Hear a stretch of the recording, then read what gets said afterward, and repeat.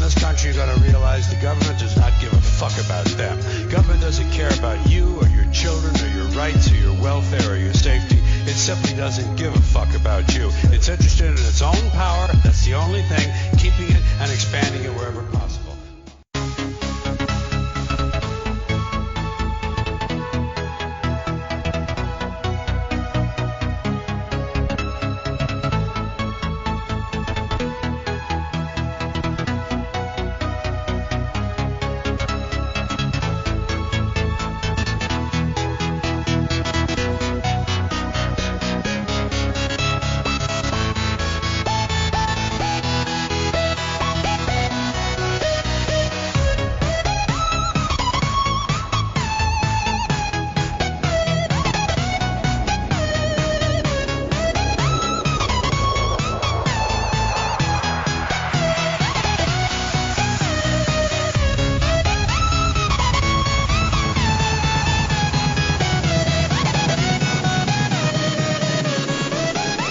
Welcome back to Being Common Makes No Sense. It's May 23rd, 2017. Call-in number is 515-604-9537. To enter, 390-994. I'm Amali Cabral, your host. Let's get started. And today's topic, as I promised before last week, for those of you that have seen the previous pilot video, as I said last week, I would basically speak about what is law, or this concept of law, and does it exist? And if it does exist, does it apply to you and I? Most people, when they go outside of their house, they follow a totally different set of rules, which are called laws, than they do within their house.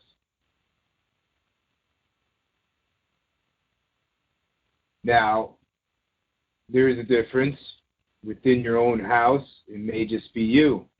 Within your own house, it may just be you and your girlfriend, or you and your husband. It may just be you and your husband and your children. So it's not a lot of people to manage. But when you leave your house, you walk into a community that is run by a set of laws. Now, for those of you that are in a big city, and for those of you that may be in a smaller city, tell me, from your observation, how many of you see the streets that you live in as safe?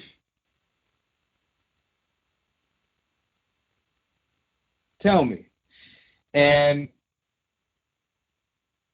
I could get percentages for next week's show, but I really want to know how safe you really feel in your own neighborhood where these supposed laws exist. And this is the first point that I'm getting at. Laws are immaterial. They're not even material. As I've said in the past show, I used to follow groups like the Sovereign Citizens, or the Constitutionalists, or the Patriots, the Common Lawyers. There's a whole list of these groups. And one of their main focuses is on the Constitution and the Bill of Rights. And they're constantly hammering this home to anybody watching their YouTube videos, to anybody that's witnessing them represent themselves in the courtroom, and to anybody that would just basically listen to this garbage. And I used to be one of these people. Because let's face it, folks, when you're born in America, you're born to basically be a gullible idiot.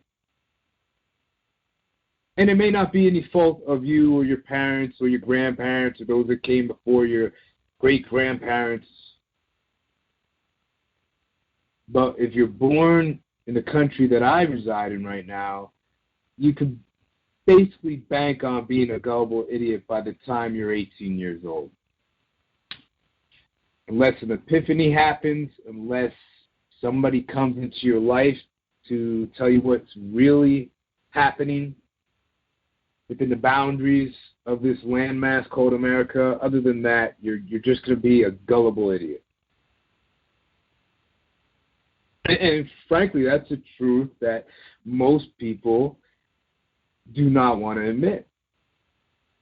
It's like a woman standing in the mirror and seeing how fat she really is, not admitting that, hey, maybe I do need to lose weight, and maybe I need to go hit the gym or exercise or run or ride a bicycle or just change my diet. So this show is all about focusing, about changing the way we previously thought and looked at the outcome of life. So back to the Constitution and the Bill of Rights. Sounds awesome on paper. Sounds really awesome. All men are created equal. All men are created equal. Now, we know on a biological stance this is not true. You have tall men, you have short men, you have skinny men, you have fat men, you have intelligent men, you have stupid men, you have strong men, you have the list is damn near infinite. And another thing I want to put on the show, you can curse, you can be free, you don't got to worry about the FCC doing anything to you. Just speak your mind, that's all I ask, and speak it honestly. But, again, so it sounds good on paper, but in reality, what does it do for the average person? What do your rights really do? Let's look at that before we go into the law. What does your rights do for you day in and day out? What do they do? Do they give you any type of benefits that you know of that you can think of right now? And if they do give you any type of benefits,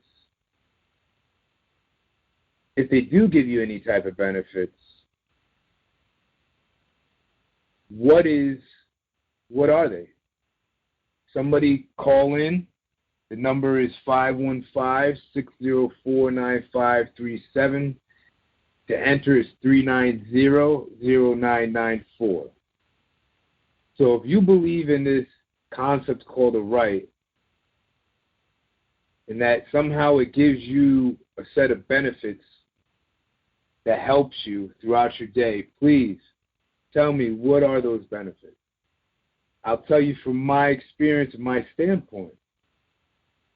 I think the Constitution's a load of shit.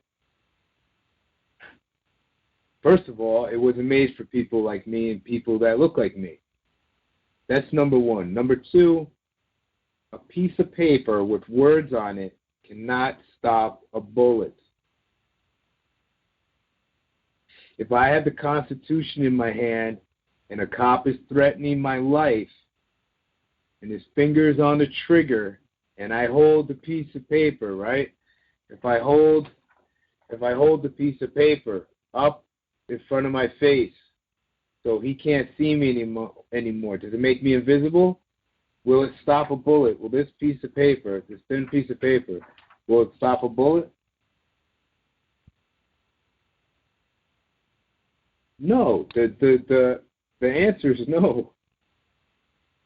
If you're using common sense. So knowing this, why would I continue to perpetuate this concept that if I just tell the person that is supposedly in charge of me in my life that I have rights and you have to respect my rights, that everything is going to magically work out okay? It doesn't work that way. And as I said in the last podcast, I was that person in the courtroom arguing the judge down with rights, arguing, wasting time. Until I had this epiphany, or more like I was still searching for a better strategy, and I finally came to the conclusion that the best way is to attack their concept of what is law. What is this law? Because it's my rights. If I'm arguing about I have rights, I have this, and they're not listening to that, then there must be something else. There must be something else to it.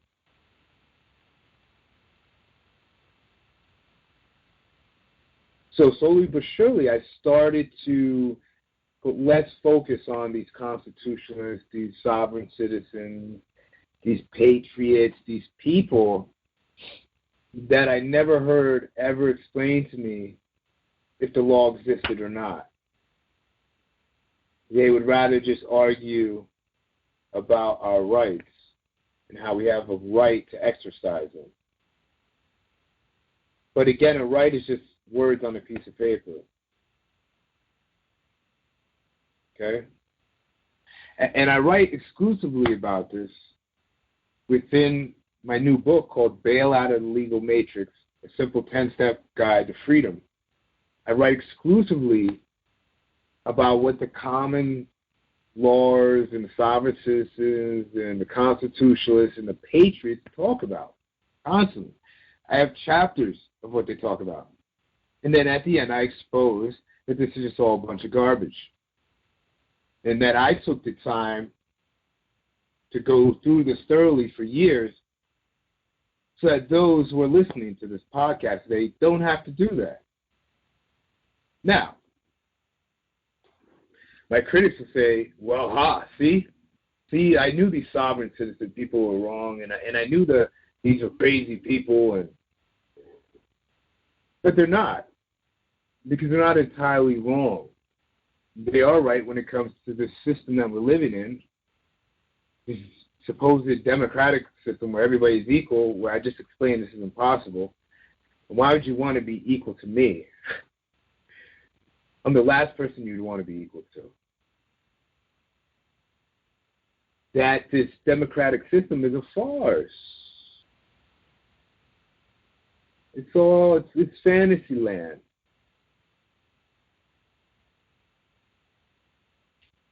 So I went back after a couple years, day in and day out researching.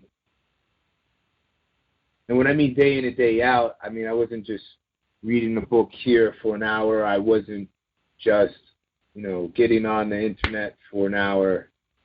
I was spending about a good 10 to 12 hours a day in books and on the net for 2 years. You can get a lot of information off the internet within 2 years. A lot of information. And I came to the conclusion that what we're living in is just an illusion. That in reality, there is no rights, there is no law. There isn't even a government. And that the only reason any of these things exist is because we allow it to. Now, I want to clarify something right off the bat. No, I'm not an anarchist. No, I don't believe that our experience here on planet Earth could function without some sort of hierarchy. I don't believe in that. But I don't subscribe to modern-day governments. Okay? Modern day governments have proven to basically have one thing in mind, and that's to profit off the people. Let me say that again. Modern day governments seem to have one thing in mind,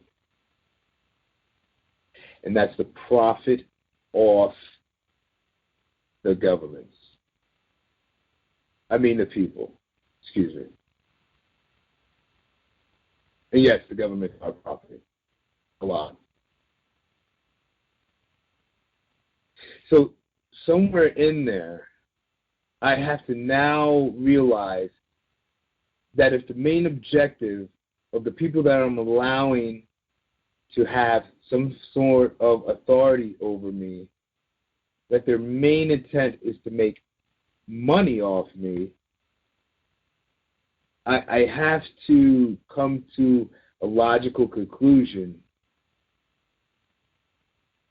that they can't be trusted, and whatever's coming out of their mouth or out of their bills or out of their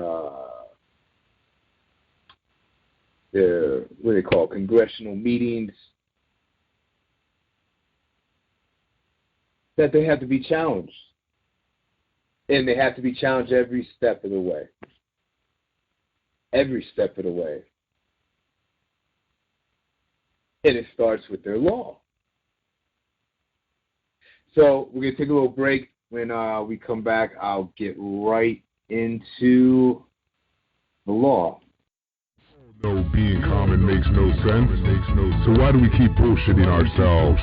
Join us at Being Common Makes No Sense podcast, Tuesdays at 1 p.m. Pacific Time. Join Amali Cabral at 515-604-9537. It's 515-604-9537. Enter 390-994, 390-994 to enter.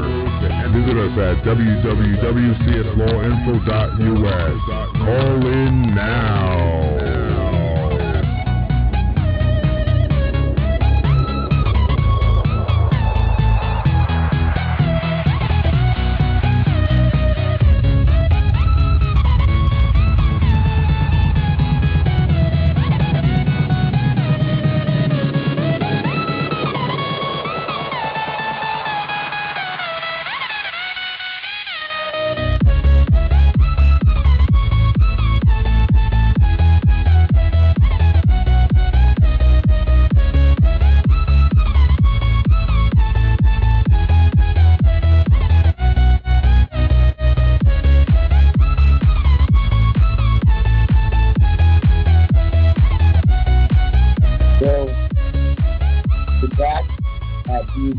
Makes no sense. The number is 515-604-9537. The number is 515-604-9537. And to enter, it's 390-994. And you can also go to our Skype at CS Law Info. So back to what I was saying before about the law. So let's focus on that now. Who makes the law? Is it the person that's pushing the homeless shopping cart? Or is it usually the guy in the fancy limousine and the three-piece tuxedo? Right. So it's the guy in the suit that makes the laws. That's the first thing. Again, the guys in suits are usually guys that are making high profits. And this is not to demonize people that are, let's say, wealthy or rich or make high profits. But this is to expose that just because you say something has to be done or enforced doesn't mean that it has to be or it's true. It's only being done because you're using force and coercion or you're using bullying tactics. That's all it is. So when we walk into the courtrooms after being subpoenaed, forced, the only way they can get people into a courtroom is to force them there. You're not going voluntarily. If we all could the next time anything happened to any of us, let's say, I'm just going to pick the extreme. Let's say you pick up a criminal, a felony, and you get subpoenaed to go to court. If you don't go to court, you get a failure to appear, or wherever it's called in your state, but you get an FTA, and they issue a bench warrant. The bench warrant is the force and coercion. It means when they see you, they're going to kidnap you. They're going to force you to go in front of a judge. Why? Because in their mind, they believe you've done something wrong, even if in your mind you don't believe you've done anything wrong. Now let's go down to a less extreme. Let's say you get a ticket for or a citation for drinking in public. Okay, you're not harming anybody. You haven't committed a crime. In order for a crime to be committed, it's called corpus delicti, which means there has to be a body in order for there to be evidence. A court is built on evidence. The entire foundation of the United States court system is supposedly built on evidence. That's why originally they said you were innocent until proven guilty, because they needed evidence to prove. They needed corpus delicti. Today it's not like that. And the only reason why it's not like that, where now it seems like we're guilty until proven innocent, is because, again, we allow this process to happen. It's no different than when a battered woman or a battered wife is just putting up with her husband's crap for year after year after year. And then finally, you know, a friend of her goes to her and say, hey, why don't you just leave this bum? Just go. Why you keep taking the abuse? It's because she allows it to happen. She allows it to happen. And how she allows it to happen is, once again, back to fear. I've said it before, I'll say it again. Everything in this life is ruled by two powerful emotions: love and fear. And right now, fear is dominating in our society. Fear. The feeling that I'm not going to get what I want, or the feeling that I'm going to lose something that I want or have. That's it, real simple. So people don't want to lose their freedom, right? They don't want to lose more money than they have to. They allow it to happen. So you go into court, you go in front of this criminal in a black robe and pajamas that used to be an ex-con artist or lawyer from the ABA, the American Bar Association, that are not licensed to practice law, because I've called these people up. I've read their manual that they hand out to their quote-unquote attorneys and lawyers that are part of this privatized group that's separate from the United States government. And they're certified. They're not licensed. As a matter of fact, I'll go to that in a second. I'll tell you a quick story in a second. But you go in front of this crook, and he asks you, the first thing he asks you is, do you understand? And most of us say, yeah, I understand. Yeah, I understand. Because my entire life I've been told to understand, even if these laws don't exist and don't even apply to me. But I understand. I understand the nature and the charges that are brought against me. Yes, I do. Once this is said, everything else is over for you. You're now under their control. And I'll go into this in another podcast I'm not going to go into now. But if you would just say, I don't understand, even if you did understand, you would see I call it the magical merry-go-round happen, where they just keep continuing your case until it finally gets dismissed, because they don't know what to do with you. Because most people say, yeah, I do understand. But back to the story I was just going to tell you.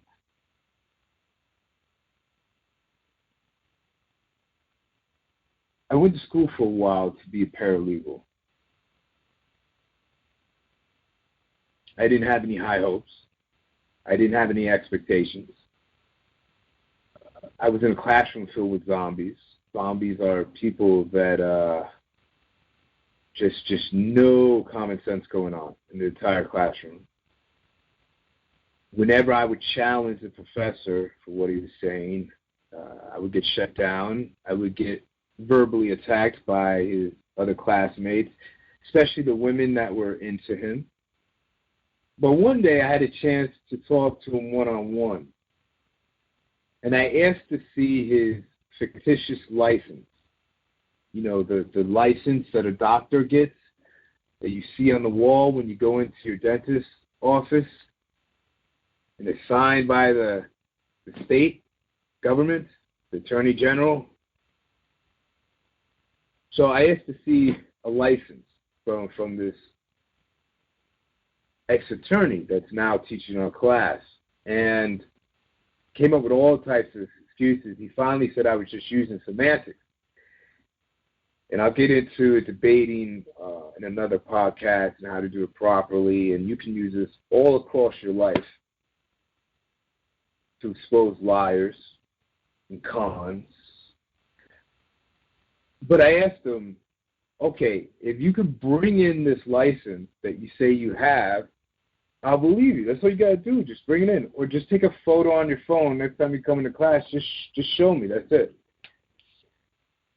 So he pulls out this card. Okay. He pulls out this card. I'm looking for if I have... Let me just see what I have here. So he does this. He has his wallet. And he pulls out his card, right? This is obviously not the card, but he pulls out this card and he shows it to me. I say, okay. So he shows me this card. And it's a bar card. If anybody knows anything about a bar card, they're no different than union cards that guys that work on the iron workers get in the carpenters union, and it's just got a number on it. And he was saying that's his license. No signature on it from the state, nothing. Okay, so it wasn't the same thing. So they get certified. And on every attorney's and a lawyer's certificate, you'll see it signed by who? Other judges that are within the same system that these people are in. So it's all a club. So it doesn't matter when you go into court and you get your defense attorney. And this is in my book, Bail Out of the Legal Matrix, where I talk about the baristas and solicitors. Get it? You can't solicit in front of a store, right? It's illegal. But the original baristas and solicitors who were trying to sell you to the court system are the lawyers and the attorneys. Attorney in Latin means to turn over your goods to the court. Why do you think when you go in there, they're always trying to play, let's make a deal, especially with these public defenders? And I'm saying this directly to all the people in there who can't afford to hire attorneys. The worst thing you could do is accept a public defender willingly. Now, I understand, because it's happened in my case, that they'll force a public contender or defender or whatever you want to call them. There's just their lackeys. They'll force them on you. But you see people by the thousands, by the millions a day, just willingly accepting these court lackeys. And they get paid either way, whether they lose or not. So after that, he was left speechless. He couldn't say any more. Once he couldn't say any more, I knew I had basically exposed him, and I walked out. I didn't do it in front of the rest of the class, but I just walked out. And that was my end of my time as a paralegal, learning about to become a paralegal, which is basically a glorified secretary. That's all they are. They do most of the research and creating the documents for the lawyers. The lawyers are the actors. Get it? The courtroom is a show or a game. The players are the plaintiff and the defendant. It's no different than when you're going to watch some sports on Sunday. I'm telling you guys, it is no different than anything else you experience in life. The only difference is when they want to create an illusion or fantasy, you allow it to happen.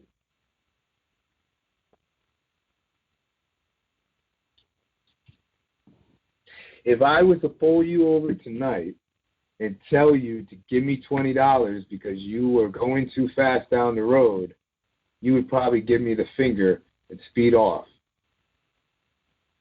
If I was to mail you a letter telling you you have to show up in front of my doorstep at X amount of time, and by the way, you know, you always go to court and you see them long-ass lines at 8:30 in the morning. What time do the courts usually start? Do they start at 8:30?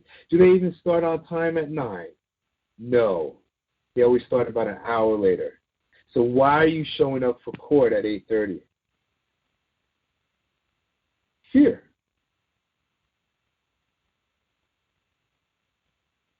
Fear. Fear plays a major role in all of this. I got to get a screencaster. I got to figure out what I'm going to do here with my computer. I don't know if I'm going to get a new one yet.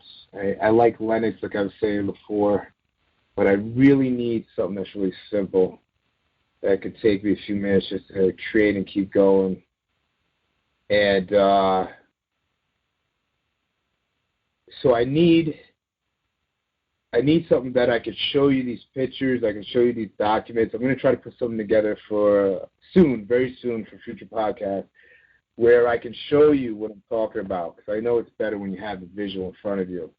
But the law started for force and coercion. How was this country founded? Force and coercion. How were individual communities started? Force and coercion. Wheeling and dealing. Stealing and killing. Everything that's against the law today, right? Why is it when you have lots of money, the laws don't apply to you? Why is it when your last name is Hernandez or Johnson, the prison sentence is longer? Did you ever really reflect on this? And again, like I said, the number is 515-604-9537. To enter is 390-994.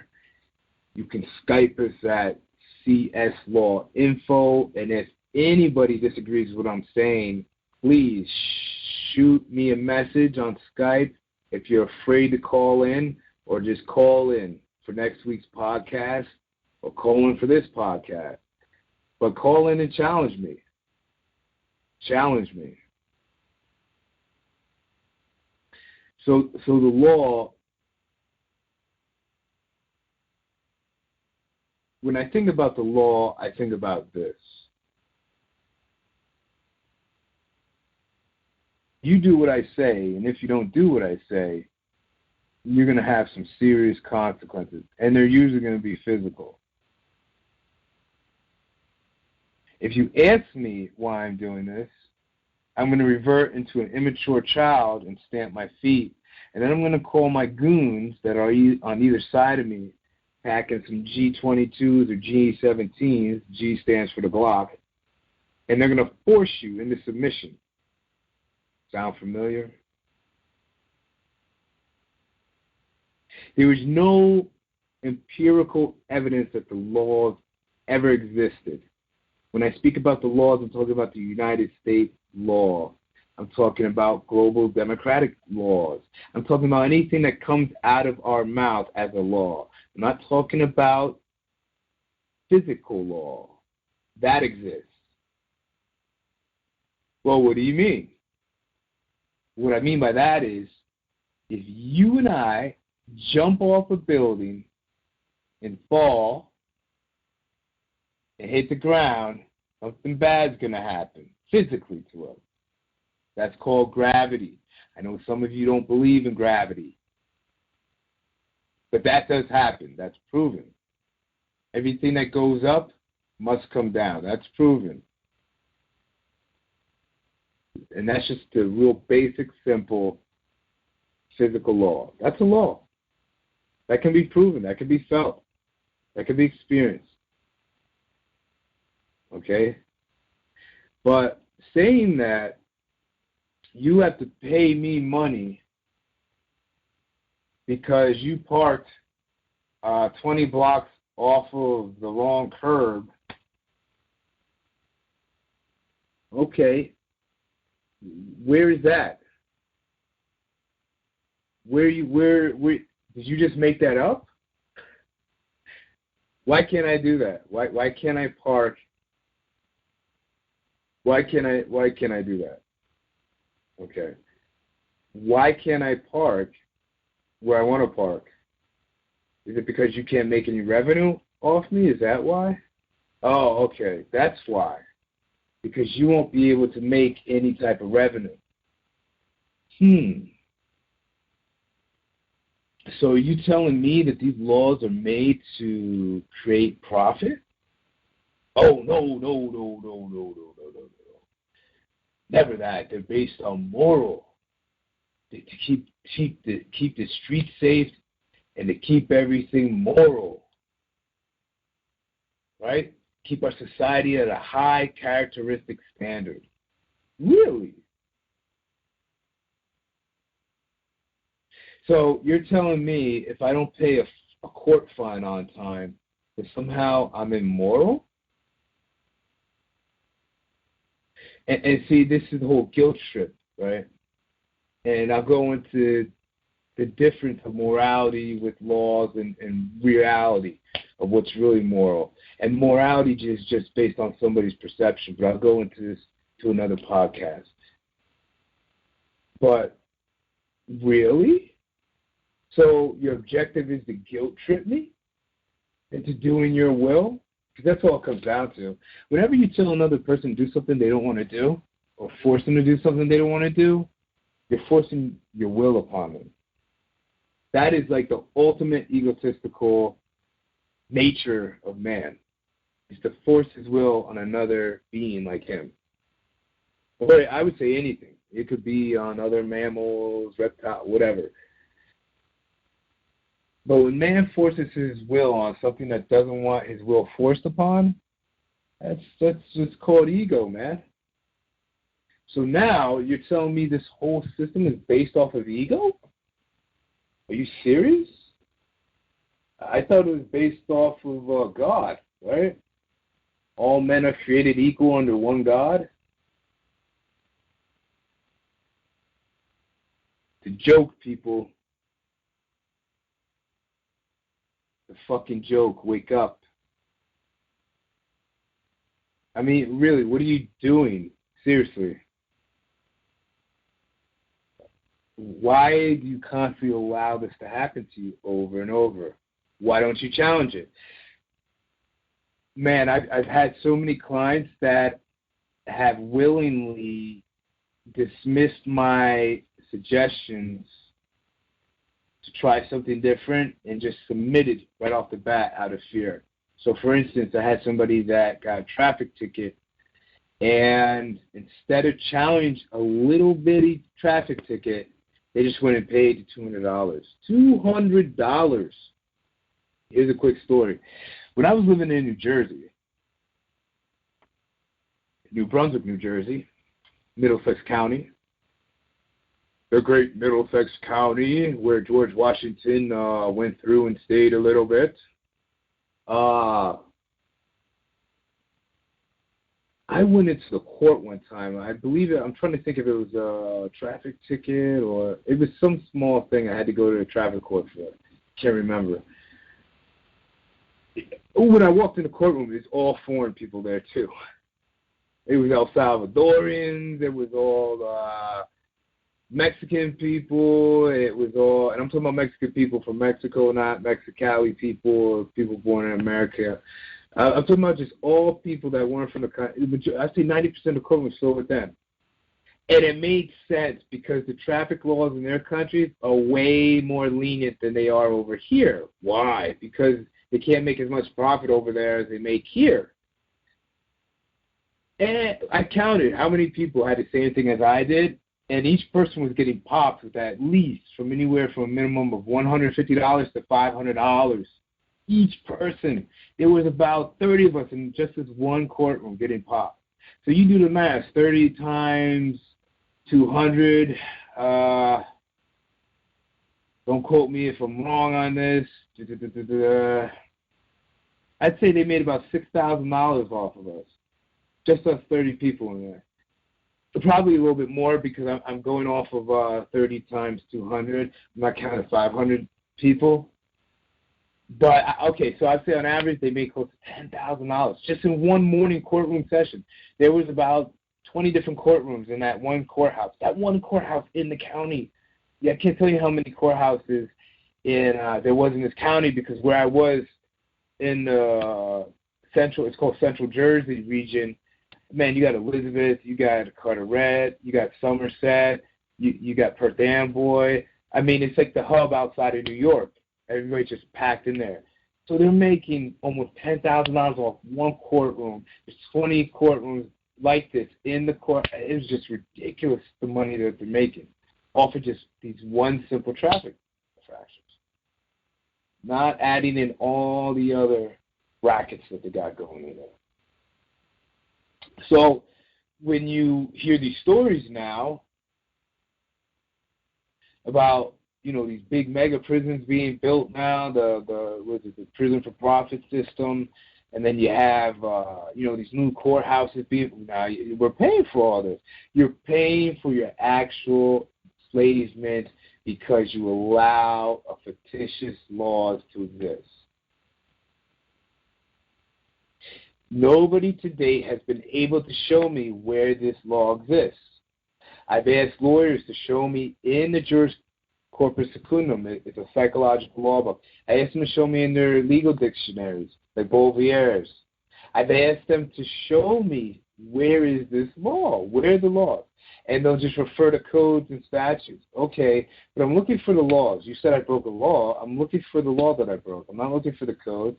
And even if you're showing me this code, the codes don't show me how they exist. And then on top of it, doesn't show how it applies back to us.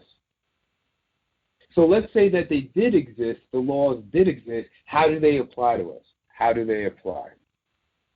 Let me take a short break and we'll come back and we'll answer that question. Being common makes no sense. So why do we keep bullshitting ourselves? Join us at Being Common Makes No Sense podcast, Tuesdays at 1 p.m. Pacific Time. Join Amali Cabral at 515-604-9537. It's 515-604-9537. Enter 390-994, 390-994 to enter. Visit us at www.cslawinfo.us. Call in now.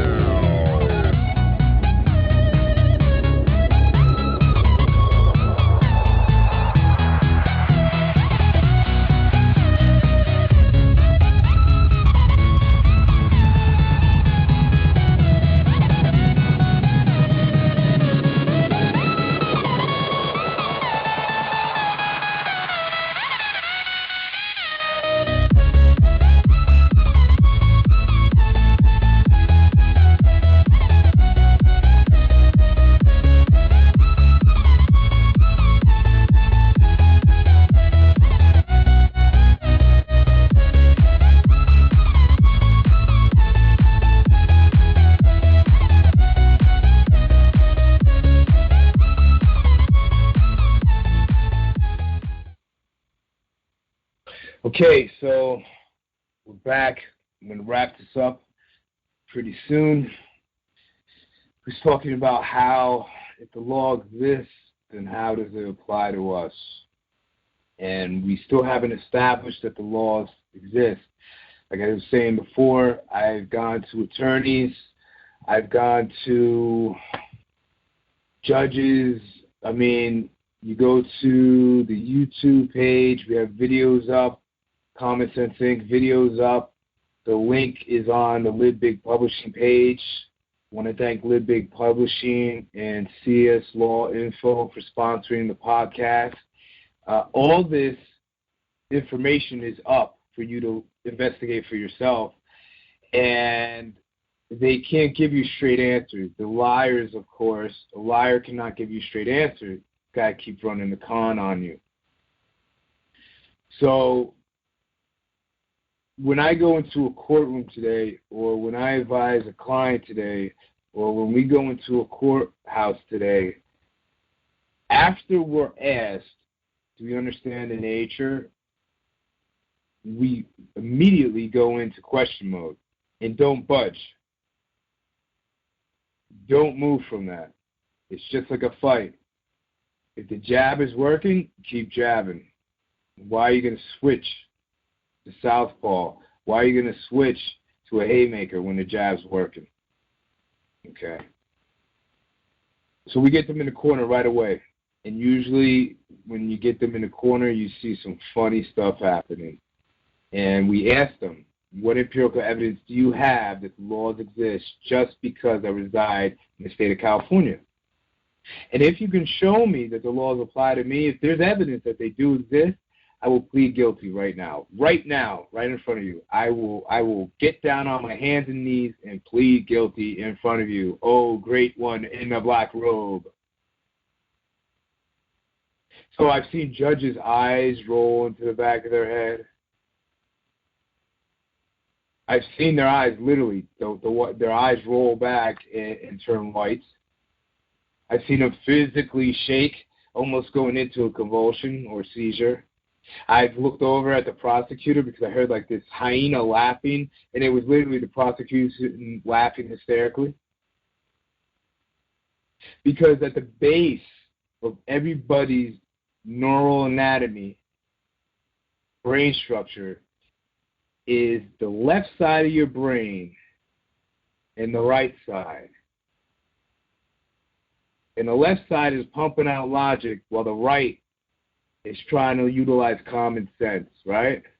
And the common sense part is saying, hey, something's not right here. This person's telling me something that I know inside doesn't make any sense to me.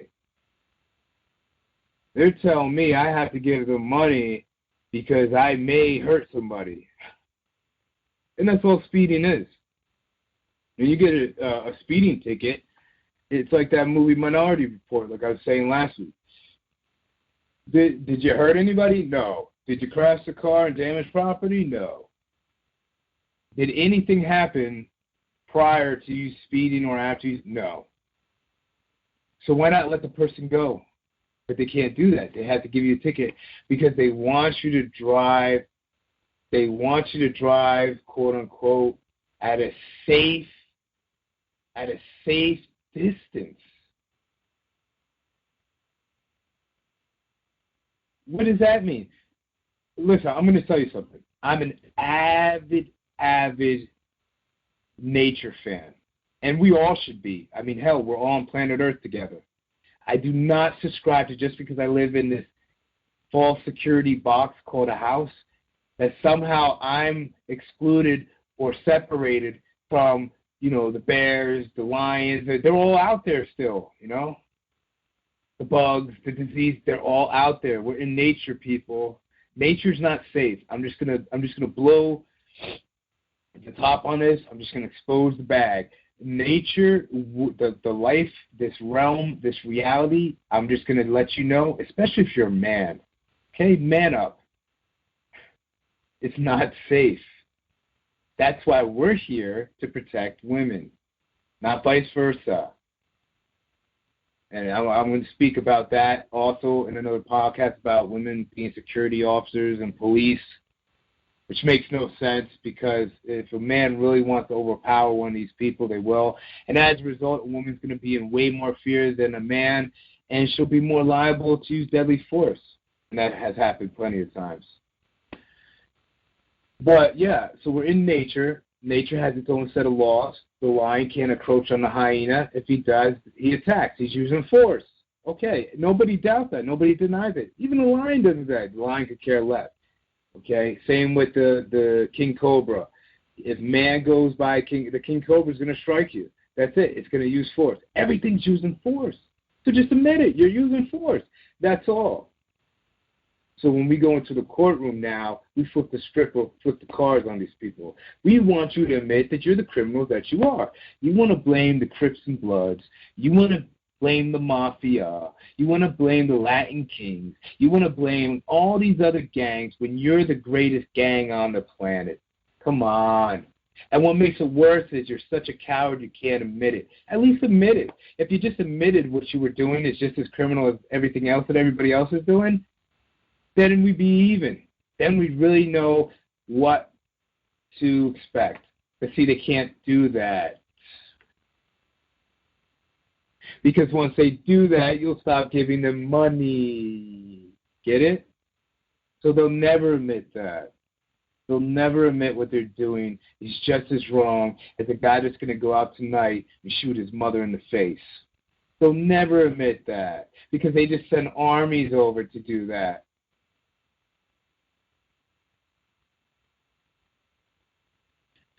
So this law is fiction. It's fake. Okay, if you're intelligent enough, the worst that could happen to you is you get a contempt of court. You spend a night in jail. Ooh. Now I know that's scary for a lot of people, but I'm telling you, it's not like the movies. It's not like Prison Break. It's not like Blood In, Blood Out. It's not like all these horrific Hollywood. Remember, fake illusion. It's not like that. Matter of fact, most of the people, I would say, a high percentage of the people that are now languishing all across the country, I would even say a lot in other parts of Western countries in the world, are nonviolent offenders. They're not the guy that's looking at you with two chins waiting to strangle you while you sleep at night. No. It's your pot smoker. It's your child support sucker. It's these people, man. Your drug addict. It just needs help. Doesn't need punishment. Needs compassion. Not this crap that he's getting dished out to called, jail court. Oh, my God. What a joke. Jail court. Drug court. Sorry, not jail court. Drug court. The biggest joke in the world. Biggest joke in the world. Here you have a court set up to supposedly help people that's really in place to entrap them worse than probation does. Because you got a person that's addicted to a substance, which is very hard for the person to break, so you know the percentages of that person breaking their contract with you at this court is going to land them back into jail. And that's exactly what happened. I mean, why would you do that to somebody? I mean, to me, that's worse than the guy that's going around torturing cats.